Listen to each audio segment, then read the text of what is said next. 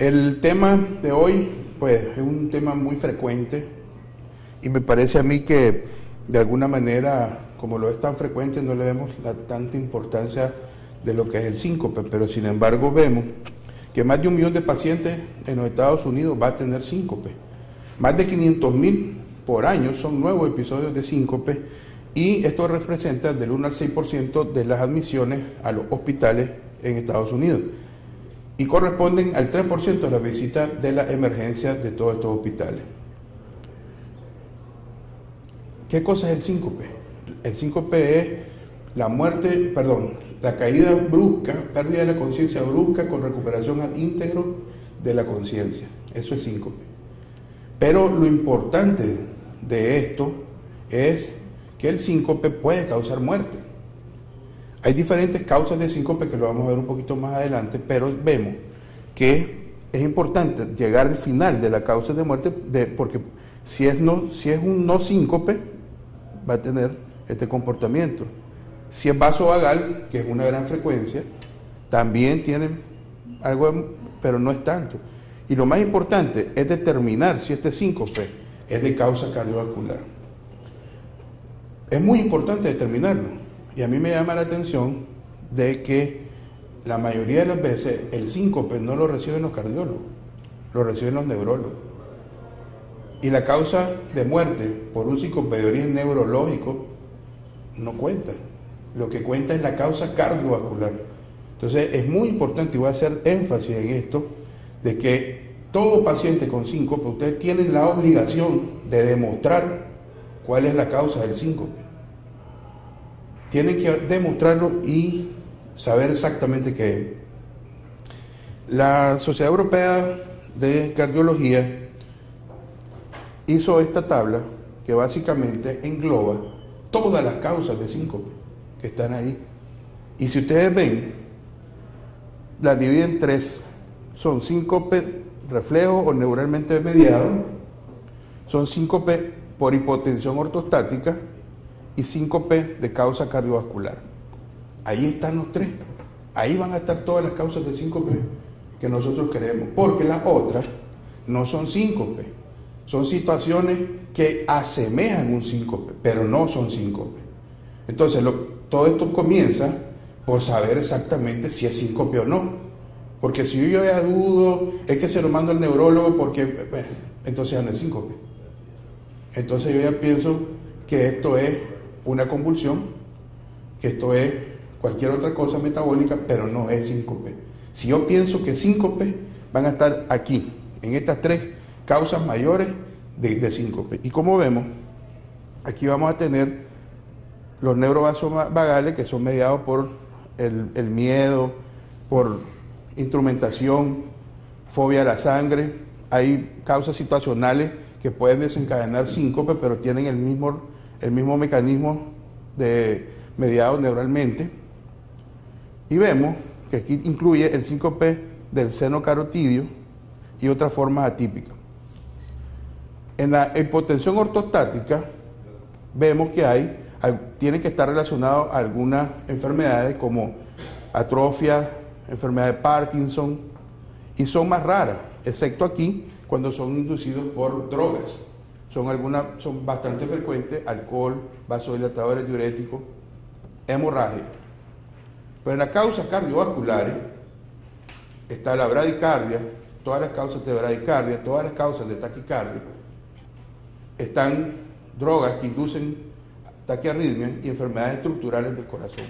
Entonces es muy importante preguntarle a ustedes si el paciente en el pródromo del síncope tuvo o no tuvo palpitaciones. ¿Sintió él palpitaciones? ¿Sintió que miraba negro y se cayó? ¿Qué estaba haciendo? Estaba orinando. ¿Se levantó bruscamente? Eso es muy importante. ¿Por qué? Porque si ustedes se fijan en esta tabla, el 85% del diagnóstico está en historia clínica. Ahí va a estar el diagnóstico y en base a eso ustedes van a jugar. El 85% va a estar en la historia clínica. Sin embargo, vemos que muy frecuentemente los pacientes con síncope se le hacen una batería de exámenes extensa porque tenemos que demostrar cuál es la causa. Y entonces vemos que el EKG solo aporta del 2 al 11% en el diagnóstico. El estudio electrofisiológico sin enfermedad aporta nada más el 11% y con enfermedad el 49%. Ahí hay un error. La prueba de mesa de inclinación, cuando no hay enfermedad cardiovascular, nos va a aumentar a un 87%, pero es muy variable. La mesa de inclinación, que es muy enviada en estos pacientes, varía mucho del tipo de protocolo que se utilice y de las condiciones en que el paciente llega a realizarlo. Luego también están las diferentes formas de monitoreo. Y vemos que el Holter, que es habitualmente nosotros lo ponemos, solamente nos aporta el 2% en el diagnóstico del síncope. Y el Holter externo, que es un Holter que en Nicaragua no se utiliza de forma frecuentemente, son aquellos pacientes que van a tener síncope cada semana y se puede utilizar con una buena tasa, nos aporta un 20%. Pero vemos que el Holter implantado, que vamos a ver de qué se trata esto, nos aporta casi el 88% del diagnóstico. Casi no se está usando en Nicaragua. Hemos comenzado hasta hace 3 años a usar esta técnica. Y vemos que la parte neurológica, como lo habíamos hablado, solo habla del 0 al 4% de las probabilidades diagnósticas. Y aquí hablamos de hacer una tomografía o un doppler carotídeo. Es muy baja la probabilidad de que, siendo síncope, el paciente tenga un problema neurológico asociado.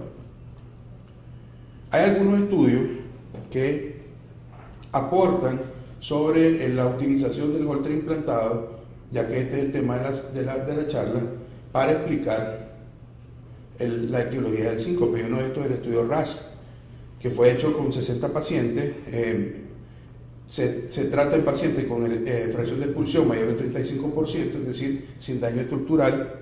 Se dividió en 2 ramas, 30 pacientes y 30 pacientes, y se hicieron los estudios de forma habitual, invirtiéndolo con la utilización de Holter. Por ejemplo, en el brazo 1 se utilizó como estrategia primaria el Holter implantado, inmediatamente nos arrojó de 14 pacientes el diagnóstico.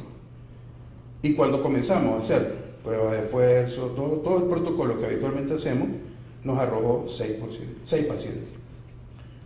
Luego le sumamos a este protocolo de utilizar el Holter implantado inicialmente el resto de exámenes, solo nos aumentó un paciente más el diagnóstico. Y cuando le sumamos al protocolo habitual el Holter implantado, pues llegamos a 8. De tal forma que, combinando la estrategia primaria, el rendimiento diagnóstico es de un 43% para el Holter implantado, frente a un 20% de la forma que habitualmente hacíamos el diagnóstico. Pero todo el mundo se va a preguntar, pues a lo mejor va a salir mucho más caro. Pero ellos también se hicieron esa pregunta, y el costo diagnóstico es de 26% menos que la forma convencional, ¿verdad? Y esto es debido a que los pacientes pasan mucho mayor tiempo sin diagnóstico, no llegan a los trabajos, hay mucha pérdida laboral, hay afectación emocional tanto a la familia y comienza un ciclo vicioso, visita de médicos, estudios que no son necesarios, aumenta los costos.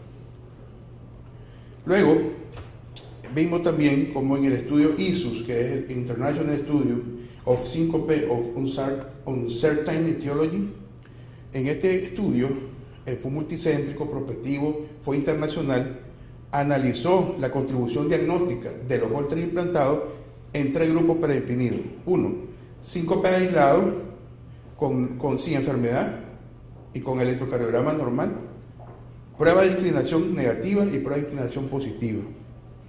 En los pacientes con enfermedades cardiovasculares y con test electrofisiológico negativo, y aquellos pacientes con bloqueo de rama y test electrofisiológicos negativos.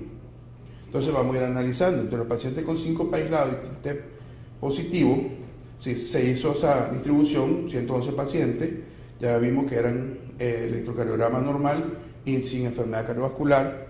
Se hizo TIL test positivo con un Holter implantado. Vimos que el TIL test negativo en 82 pacientes era negativo y tuvieron síncope aislado. Y el TIL test y en 29 pacientes el TIL test fue positivo. Se hicieron seguimiento a estos episodios y se vieron qué es lo que sucedía. En síncope aislado versus test positivo, las conclusiones fueron los resultados similares en ambos brazos, entre ellos recurrencia del síncope y electrocardiograma con correlación en los pacientes que tenían TIL test negativo y tenían una cantidad de 18% de bradicardia. Los pacientes que tienen TIL test negativo habían 18% de bradicardia y los pacientes que tenían inclinación positiva tenían 21%. Habían hallazgos más frecuentes, el hallazgo más frecuente fue la sistolia, que fue secundaria a progresar a bradicardia sinusal, lo que sugiere un origen neuromediado. Infieren baja sensibilidad de las pruebas de inclinación, estos estudios, es lo que estábamos hablando. También en los pacientes con enfermedad cardíaca y estudio electrofisiológico, ¿verdad? Tenían enfermedad cardíaca y se les puso un holter implantable. De estos pacientes, habían 6 pacientes que habían tenido síncope, 13 pacientes que habían tenido presíncope, se documentó en el electrocardiograma en 17 pacientes alguna alteración y en el otro grupo en 8 pacientes. Y lo que se observó en los pacientes que tenían síncope con enfermedad cardíaca y holter implantable, que las arritmias más frecuentes encontradas fueron el bloqueo AB más asistolia, la fibrilación atrial más asistolia, paros sinusales, taquicardia sinusal y fibrilación atrial rápida. En el otro brazo, lo documentado fue, miren qué interesante, ¿verdad? Eran enfermedad cardíaca, holter implantable, que no habían tenido un síncope, sino presíncope. En este grupo hubo taquicardia ventricular sostenida, ¿verdad? Se suponía que eran pacientes con menos riesgo porque tenían menos síntomas, pero ya ve que no. Fibrilación atrial paroxística, pausa post taquicardia, no habían variaciones de ritmo alguno y taquicardia sinusal. Las conclusiones: los pacientes con síncope inexplicado y enfermedad cardíaca manifiesta y el estudio electrofisiológico negativo tuvieron un resultado favorable a mediano plazo con la implantación de un holter. El mecanismo del síncope fue heterogéneo, como vimos. La taquiarritmia ventricular era improbable, ya que solo se presentó en un solo paciente.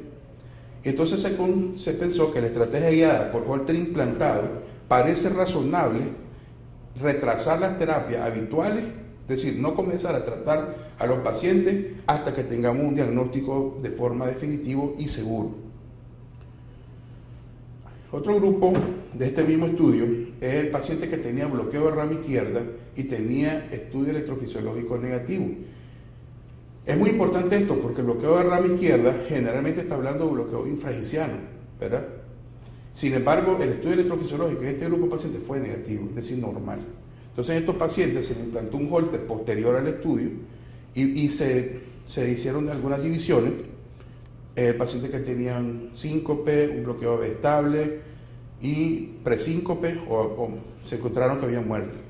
Entonces, los pacientes que tenían síncope y holter implantable, se detectaron 19 pacientes que habían hecho bloqueo AB, taquicardia sinusales, asistolia no definida y taquicardia y enfermedades no sinusales en 5%.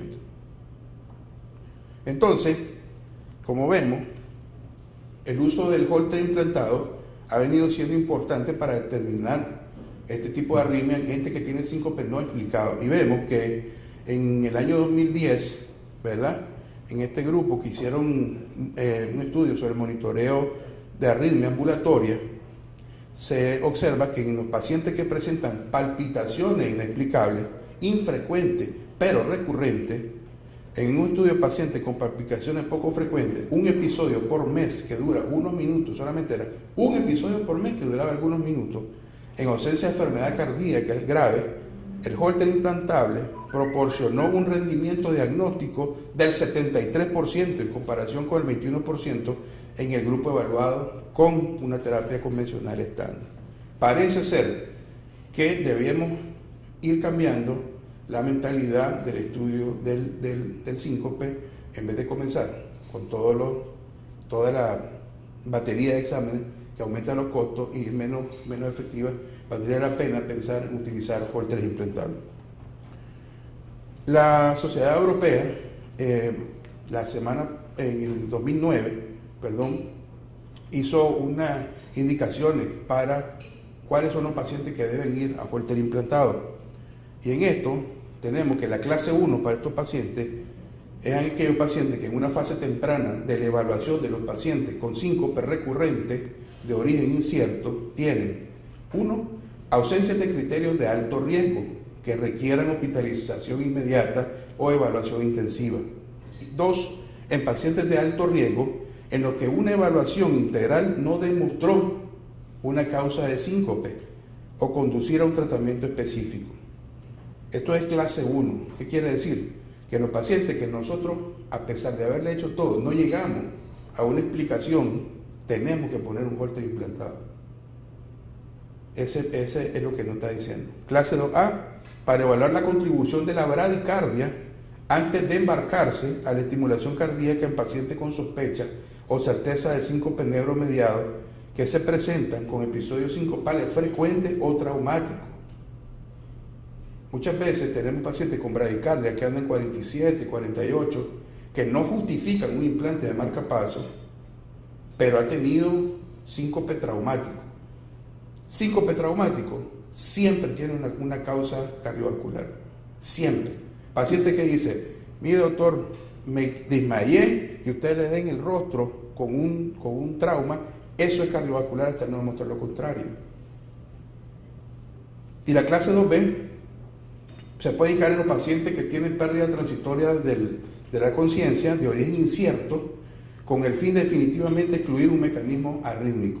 Esas son las indicaciones que tenemos aprobadas en este momento para Holter implantable. ¿Y cómo vamos a estratificar los riesgos? Pues dice que paciente de riesgo. Bueno, hay que ver varias cosas. Número 1, ver si hay una enfermedad estructural severa o no, o sea, enfermedad coronaria. Esto ya nos pone un paciente de alto riesgo. O pueden ser que tenga algunas características electrocardiográficas, o que sugieren arritmia, por ejemplo, síncope durante el ejercicio o en posición supina, palpitaciones al momento del síncope, historia familiar de muerte súbita. Por eso la charla de la doctora es muy importante. O sea, la persona, si ustedes tienen en la familia muerte súbita en gente joven, lo más probable es que este otro tigre ande por el mismo camino y ustedes tienen que buscarlo. Taquicardias ventriculares no sostenidas, bloqueos bifasciculares, que son bloqueos de rama izquierda o bloqueos de rama derecha con bloqueos o con fascículos asociados, ¿verdad? O con QRS mayores de 120, esos son muy, muy importantes. Bradicardia sinusal inadecuada, menor de 50, que tengan complejo QRS preexcitado, prolongación o acortamiento del intervalo QT, ondas T negativas en derivaciones precordiales, presencia de onda Epsilon y potenciales ventriculares tardíos. Esto hace el diagnóstico de displasia. Yo creo que en Nicaragua tenemos muy poca displasia porque no la buscamos, pero yo les sugeriría que cada vez que usted encuentre un bloqueo de rama derecha con inversión de las T de B1 a B4, piénsenlo, que es una gran posibilidad de diagnóstico. Entonces, en estos pacientes que ya nosotros creemos que tienen una pérdida, o en los pacientes que tienen pérdida transitoria del estado de conciencia, nosotros vemos con una evaluación inicial si tiene síncope o no, si es síncope o una pérdida transitoria, porque eso vale la pena que ustedes lo clasifiquen así. No es que esto es una convulsión, no, es que esto es o un síncope o una pérdida transitoria, ahí no hay más, según la guía europea, ¿verdad? Y en base a eso, ustedes van aplicando los criterios de riesgo, como lo vimos anteriormente, y vamos a ver si el paciente ha tenido un síncope y ustedes ya tienen certeza del diagnóstico, lo tratan. Si ustedes no tienen el síncope, pero no están claro el diagnóstico, hacen la estratificación de riesgo, que lo pueden hacer en alto, moderado o bajo riesgo. Pero en los pacientes que tienen alto riesgo, ahí está indicado el implante de un Holter implantado si ustedes no tienen el diagnóstico. En los pacientes que tienen moderado riesgo, también está indicado el Holter implantado. Solamente en los pacientes que ustedes consideran de bajo riesgo es que no debería poner su Holter implantable. Y ahora vean, en los pacientes que tienen pérdida transitoria de la conciencia, hasta no confirmar su diagnóstico y ustedes no lleguen a una causa clara, ustedes también tienen que pensar en la probabilidad de un implante de Holter. Esto es un aparatito que se coloca entre el segundo y el cuarto espacio intercostal con una herida del tamaño de mi uña en los antiguos, porque los antiguos son estos. Este es el sistema que el paciente utiliza. Entonces ustedes le dicen al paciente que cada vez que tiene síntomas, él aprieta un botón y eso queda marcado en el Holter como un evento. Tiene la ventaja de que son 36 meses de seguimiento. Tiene baja morbilidad. Es un paciente, es algo que se puede hacer de forma ambulatoria, ¿verdad? No es un procedimiento cruento ni sumamente invasivo. Y vemos también que ahora este es el nuevo, la mitad del tamaño de este. Y la técnica de implante de esto es realmente increíble. Se implanta como una inyección. Ni siquiera tengo que hacer uso de un bisturí porque lo trae el sistema. Solo se hace una heridita y a través de esa heridita, como una inyección, yo meto el aparato y queda ahí. Es interesante, ha avanzado, mucho menos invasivo, ¿verdad? Cuando ustedes ya tienen diagnóstico, lo sacan, ¿verdad? En Nicaragua, yo comencé hace 3 años con esto y vemos que hemos hecho 6 implantes. Las causas más frecuentes han sido por síncope en 3 pacientes, 2 pacientes han sido por palpitaciones y un paciente ha sido por bradicardia, nada más. Los resultados los obtuve al segundo mes, entre el segundo y el primer mes, y un paciente más al 6º mes. Los otros pacientes están en seguimiento, todavía no tengo resultados, pero los vamos siguiendo. Yo les quiero presentar este caso clínico, que esto es de los pacientes que hemos hecho. Masculino de 24 años, con historias de la niñez, de palpitaciones y sensación de desmayo. Tiene 2 eventos de síncope, abuso de sustancias. ¿Por qué? Porque él, cada vez que sentía que se moría, literalmente así lo decía, le daba pánico. Entonces él comenzó a abusar de fármacos intravenosos porque era estudiante de medicina. Entonces, cuando llegaban del médico a la emergencia, llegó muchas veces al Hospital Metropolitano a la emergencia, no tenía nada. Está loco, psiquiatra, lo vieron en Cuba, lo vieron en Venezuela, lo vieron en Costa Rica y no llegaba a diagnóstico. En el electro, realmente lo que a mí me hace sospechar es ver que había una repolarización en cara inferior. Eso vamos a hablar en la charla que viene, no se la pierdan porque va a estar muy buena. Entonces, el ecocardiograma era normal, la prueba de esfuerzo era negativa, el TIL test era negativo. Es decir, todo estaba bien. Cuando le puse el Holter, estos fueron los resultados. Impresionante. ¿Ya vieron esa pausa? Pero más impresionante fue esta. ¿Sí o no? ¿Le pone el marcapaso o no, doctor Sánchez? ¿Le pone el marcapaso esa pausota? Se le puso marcapaso, el paciente ha mejorado trascendentalmente. Tenía el problema ya de adicción, tuvo que ir a un centro de antiadicción. Ha mejorado, ahora está estudiando nuevamente, ya no estudia medicina, gracias a Dios.